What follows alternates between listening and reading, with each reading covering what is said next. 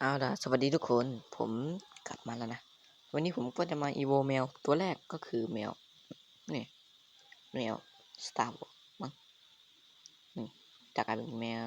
จากดาวเทียมเป็นตีแบบไม่หวังว่าเลยกว่าแล้วทำเราทำอย่างนี้เหรอเสือกหา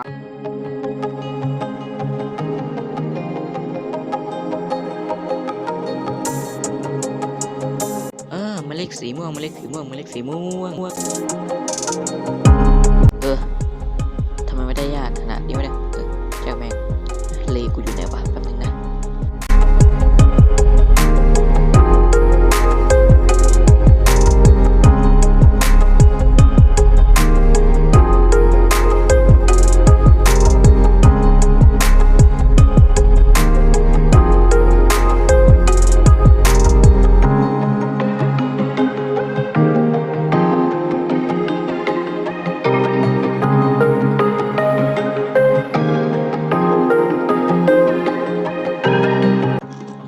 ร้องอู้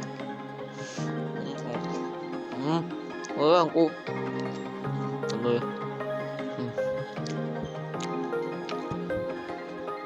แปะได้แล้วว้าวจบคลิปเลยก่อน